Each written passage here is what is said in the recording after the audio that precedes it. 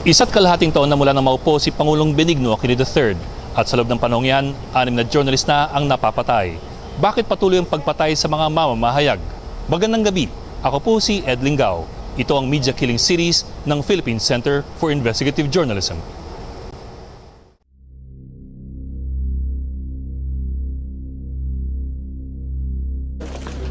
Magang dumating ang mga pagsubok sa panunungkulan ni Pangulong Noynoy. 3 araw matapos niyang manungpa bilang Pangulo, isang dating broadcaster ang pinatay sa malayong lalawigan ng Kalinga, si Joe Daguio ng DWRK. Wala pang isang buwan, sinundan kaagad ito ng pagpatay sa broadcaster ding si Mike Belen ng DWEB sa Camarines Sur noong Hulyo 2010. 2 pang broadcaster ang naitala ng National Union of Journalists of the Philippines na pinaslang sa unang buwan ng Aquino administration, sina Desiderio Camangyan ng Davao Oriental at Jobilito Agustin ng Ilocos Norte. Sa kanyang unang sona, giniit ng Pangulo na bibigyan niya ng pansin ang pagtugi sa mga salarin sa media murders at iba pang extrajudicial killings. Pero 3 linggo pagkapasok ng bagong taon, binaril naman ng Palawan broadcaster na si Doc Jerry Ortega, ang ika-5 mamamahayag na itinumba sa ilalim ng Aquino administration. Eksaktong 2 buwan mula nang patayin si Doc Jerry, pinatay din si Marlina Sumera, broadcaster sa Malabon. Nitong Hunyo 13, 2011, pinatay naman si Romeo Olea, ang ika-2 broadcaster na nalaga sa DWEB. Sinundan ito ng pagpatay kay Neil Jimena sa Iloilo City nito lamang Agosto 2011. Sina Daguio, Belen, Camangyan, Agustin, Ortega, Sumera, Olea at Jimena ay pawang mga radio journalists. Lahat maliban kay Sumera ay taga-malayong probinsya. Halos lahat maliban kay Ortega ay pinaslang na mga nakamotorsiklong killer. Sa ilang kaso may mga nahuling suspect o umaming killer pero hindi matunton ang mastermind. May mga ebidensya pero hindi sapat para tumayo sa korte. Kung titignan ang datos ng media killings noon at ngayon, halos walang nagbago. Mailap pa rin ang hustisya, malakas pa rin ang loob ng mga pumapatay. At sa kalaunan, pinanghihinaan ng loob ang kaanak ng mga pinatay o ang mga testigo sa pagpatay. I must concede that's work-related. You know, I think most of the media killings are really work-related, no matter how they try to, how they try to justify. Sometimes it's not, and I think there are a few cases na it's not really work-related, but these are minority. So since these are work-related, it's a big problem, it's a serious problem. So the only way to break the cycle, this culture of impunity, is conviction. Kung tayo man ay nasa daang matuwid na, tila hindi naman tayo umaandar. Sa mga masukal na bahagi na hindi maabot o mabago ng mga engranding kasabihan, andun pa rin ang mga nakaampang panganib. Kung susuriin ang dahilan ng patuloy na pagpatay, masisilip din ang iba't ibang mga problema ng media. Lalo na sa mga lugar kung saan ang naghahari, hindi ang mga may matataas na titulo, kundi ang mga politikong lokal. Binaybay ng PCIJ ang daan pabalik sa isa sa mga media killings na naganap kamakailan para tignan ang mga bagay na posibleng nagtutulak sa mga mamamahayag sa bingit ng kamatayan.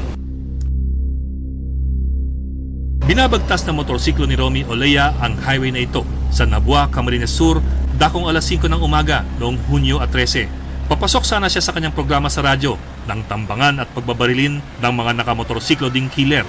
Pumunta na kaming hospital, nakita ko yung asawa ko nakahiga, wala ng buhay.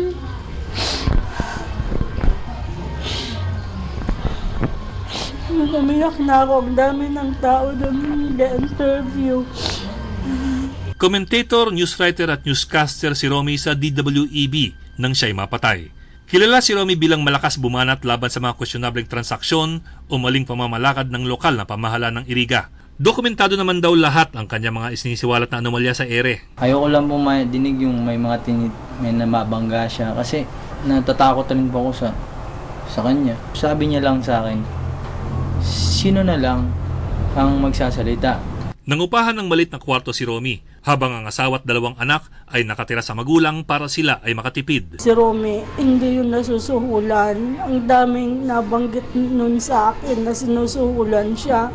Kaya nga, mas pinili kong magka-iwalay kami ng tirahan kasi yung sahod talaga niya hindi sapat. Sabi nga niya sa akin, kung yung pagsasalita ko lang, nadadagdagan yung sahod ko, sana niya mayaman na tayo. 3 hanggang 4,000 piso kada buwan ang sinesweldo ng isang radio journalist sa Bicol. Bukod sa mababang sahod, hindi pa sila napapasweldo sa takdang panahon. Karamihan sa kanila ay mga talent, kaya't walang benepisyo tulad ng sa regular na empleyado.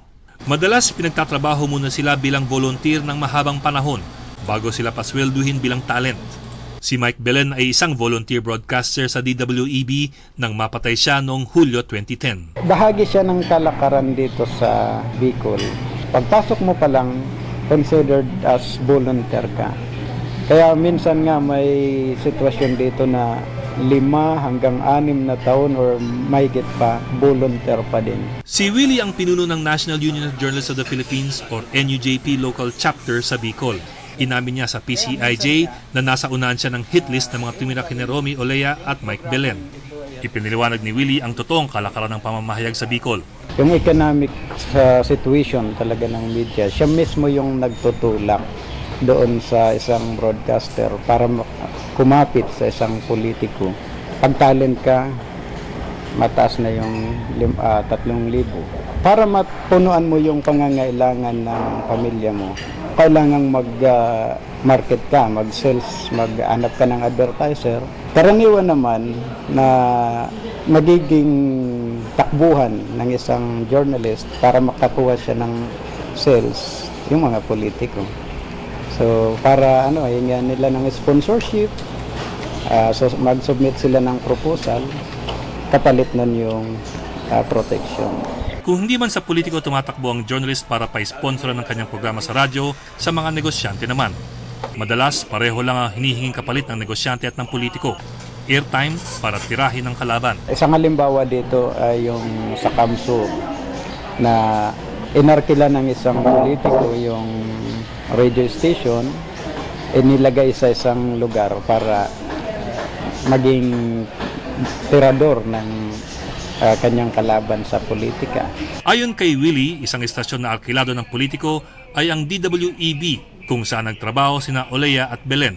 Nirentahan umano ito ng mga Villafuerte at ang mga komentaryo dito ay madalas patama sa mga alfelor na kalaban nila sa politika.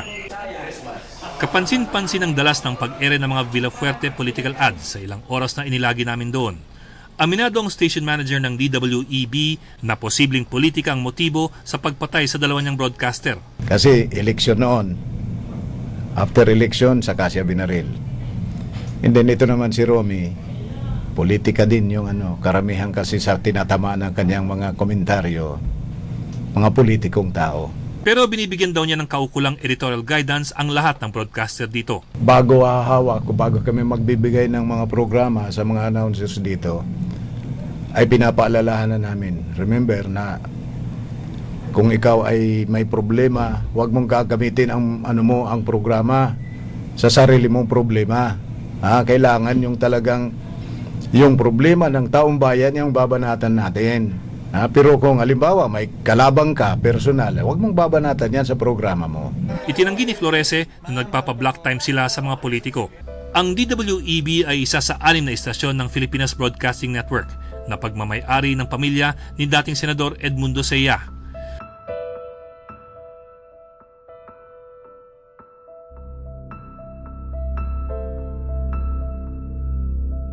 Napag-alaman ng PCIJ na 80% ng kabuuang bilang ng mga radio stations sa Bicol ay pag-aari o pinapondohan ng mga politiko.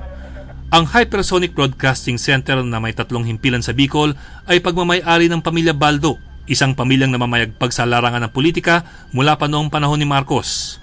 Ang 7 himpilan naman ng People Broadcasting Network na pag-aari ng pamilya Bayona Locsin ay binubuhay ng mga political block time ads.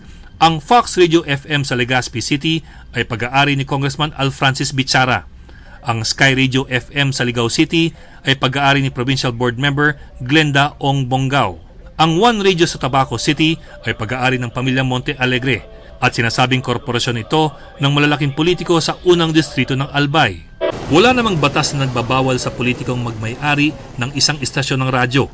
Hindi rin masasabi na hayagang iniuutos sa mga empleyado ng istasyon na makisali sa bangayan ng politika. Gayunpaman sa ganitong sitwasyon, maaring malagay sa alanganin ang maraming mamamahayag. CMFR has always spoken against such practice where the block timer is actually just buying the time and that time really serves the propaganda purposes of one or another politician. Such news cannot be independent. And therefore, the journalist who is involved in this kind of coverage becomes a party to one of the other proponents involved in the news.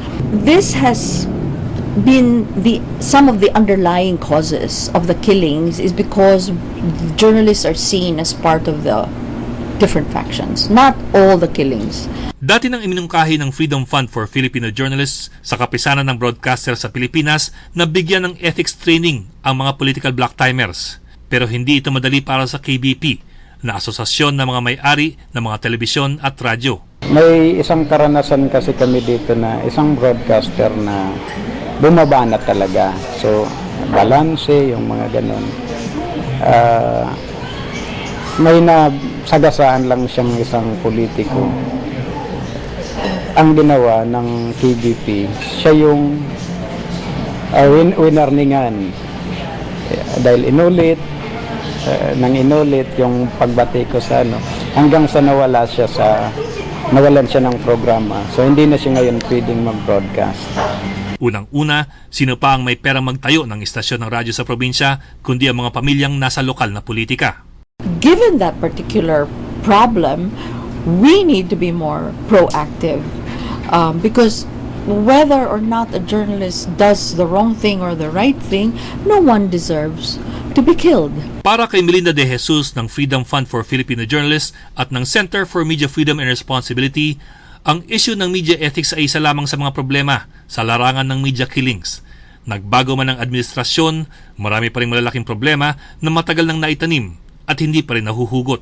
Again, impunity is a product of many different aspects of poor governance, and therefore any administration is going to have a hard time, because once you start moving to transform and to change and to improve things, you're stepping on many strong political toes, shall we say. And yet, we feel that if the president really wants to leave a legacy, this would be one area in which some bold moves can go very far. Nitong Abril 2011, naglabas ng open letter kay Pangulong Noynoy ang iba't ibang grupo ng mamamahayag at human rights advocates. Hiniling nilang tuldukan ng Pangulo ang impunity sa bansa dahil ito anila ay parang anay na sumisira sa pundasyon ng isang demokrasya. Kabilang sa mga konkretong aksyon na iminungkahi ng grupo, ang pagpapatibay sa Witness Protection Program para hindi nalalagay sa alanganin at nag-aatrasan ang mga nakukuhang testigo. Ang pagtatag ng multisectoral quick response teams na siyang re-responde tuwing may mapapatay na journalist. Ang pagbibigay ng training sa forensic investigation sa mga pulis para ang mga kaso ay hindi lamang nakasalalay sa mga testimonyang maaari pang magbago. At ang pagreforma sa sistema ng hustisya at nang hindi inaabuso ng mga nasasakdal ang rules of court. Sa ganitong paraan mapapabilis ang pagkamit ng hustisya para sa mga biktima. Lumabas ang ilan sa mga isyong ito sa isang media forum sa ikalawang anibersaryo ng Maguindanao Massacre nitong Nobyembre 2011. Aminado ang mga otoridad na may pamumulitika at pamumuntsabang nagaganap sa pagitan ng mga lokal na opisyal at lokal na pulisya. Our law, the PNP law, I think in itself engenders politicking, because the PNP law says the local chief executives are the one to select their chiefs of police and their provincial directors. We are saying that because of that system of appointment, it somehow contributes in that culture of impunity. And it is, it's their evidence are not scanned. We have been, the law was passed in 1991, 20 years ago. So there would be several examples already, both printed and uncovered. Pangalawa, marami sa mga police investigator ngayon palang nabibigyan ng tunay na training. At pangatlo, talagang maraming hindi sumusunod sa mga patakaran sa gun regulation, kasama na ang mga otoridad. When firearms are bought from firearms dealer, then they are registered. When firearms are not acquired through that process, they are not. register. But you made mention kasi of the AFP, for example, the need to register all Yeah, because some of the firearms of the AFP at that time were through foreign military sales, so it's given directly to the armed forces of the Philippines. How many percent do you think? I don't know, I'm not sure. There's not been any coherent response that comes from the president. I think it should come from the president. He is, after all, the one that people elected to see change. And while we have seen change in some of the areas, in this particular area, let's just count the number of cases that have already been, that have already happened during his term, and that to indicate that nothing much has changed. When you look at the statistics, it's 25 years since 1986. Almost 150 people, media personnel killed, and none would reach a mastermind. It's horrible. It's a horrible statistic. And you know what? We have to just destroy that 25-year history. Alam ni Mica Ortega na halos buhay din ang kailangang ialay sa paghahabol ng hustisya para sa pinaslang na mahal sa buhay. Sa murang edad na 22, iniwan ni Mica ang kanyang trabaho para personal na tutukan ng kaso ng ama na hanggang ngayon ay hindi pa mahuli ang sinasabing mastermind. Kabaliktaran naman ang sitwasyon ni Raquel, biyuda ni Romy Olea. Gusto man niya ng hustisya, kailangan muna maghanap buhay para may pandugtong sa buhay nilang mag-ina. Sa buhay namin, ipagpatuloy na lang namin kasi wala na kaming magagawa. Andun na yun. Pero gusto ko sana matulungan kami. Kasi yung hindi na lang sa akin, sa mga anak ko, humihingi sila ng hustisya. Last night nga, galing palang school yung anak ko, galing Naga. Sabi niya sa akin, Mama, asikasuhin mo yung kaso ng papa ko, huwag mong pababayaan. Kasi hanggang ngayon, Mama, hindi ko matanggap na ganun yung nangyari sa papa ko. We know that pain. But the thing is, I don't even know what hunger is. You know, I don't even know how it is to want to fight for justice and not have money enough to buy a plane ticket, or not have the connections enough to have to set a meeting with someone important, to set a meeting with someone who has influence. I don't know how that feels. And so if you can imagine that, you know, and multiply that by like 10 or 1,000, and this is the thing that people in the Philippines are going through. It's can you imagine that? Tulad ng iba pang kaso ng media killing sa panahon ni Pinoy, nasa investigation stage pa lang ang pagkamatay ni Romy Olea. May binuong task force ang pulis pero wala pang naisasampang kaso o nahuhuling suspect. Wala ring testigo na gustong lumantad at magsalita. At dahil naman hindi sapat para sa pamilya ang nakikitang aksyon sa gobyerno, dadalhin ng pamilya Ortega ang issue sa publiko na mismo. We actually met President Noynoy when he went to Puerto Princesa. So he listened to us, and we talked to him, and he said that the system is like this and like that, and there's no assurance or promise that this will be solved immediately, but the only thing that he would give us is a promise that we will not let go. And so for us at that time, it was enough. But in the past 7 months, nothing has happened to my father's case. People have died.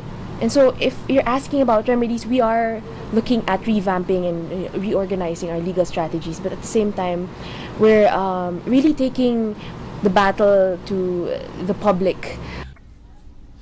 Ayon naman kay Justice Secretary Laila De Lima, talagang hindi madaling tapusin ang problema ng impunidad. Pero sa huli, ang lahat ay nakaangkla raw sa isang issue, ang pagpapatibay ng mga institusyong magpapatupad ng batas at ang pagpapabilis ng proseso sa husgado. Bakit kaya tuloy pa rin despite the fact na more than a year na si Pinoy? Ano yung kailangan gawin? Well, it's still the sense of impunity because we're still waiting for convictions, really clear convictions, and sana several ang magkaroon kaagad ng convictions. And this is the only way. I don't think we'll ever break the cycle of impunity. We'll ever really address the issue of impunity unless we get those convictions. And that's really one of the marching orders of the president. We have to obtain convictions in media killings para talaga deterrent, sure deterrent. I think that's the reason that kung bakit tuloy-tuloy pa. Dito sa loob ng Sa huli, ang hanap ng marami ay isang malakas at matatas na senyales mula sa Pangulo na hindi na pwedeng patayin ng media na siyang isa sa mga haligi ng demokrasya. Sa mga probinsya kung saan pinapatay ang mga mamamahayag, napakalayo at napakatamlay ng kapangyarihan ng pamahalaan at lalong napakahina ang boses ng Malacanang. Dito ang mga lugar kung saan ang mga institusyon na dapat ay kumakalinga sa demokrasya, gaya ng mga korte at ng pulisya, ay nagiging ekstensyon na lamang ng mga lokal na politiko naghahari at namamayagpag. Sa ganitong mga lugar, hindi na mahalaga kung ang daan ay matuwid, lalo kung hindi rin ito mabibigang liwanag ng malaya at responsableng pamamahayag. What kind of country do you have then? When the voices of the poor and the voices of the oppressed are being shot every month. You cannot hope for change. And that's the mantra, of course, of the current administration. You cannot begin to hope for change if this is happening. Because you will be alone, and you will find that you will be alone. Your administration will be alone, and you wouldn't have all of these necessary Filipino heroes with you because they're all dead.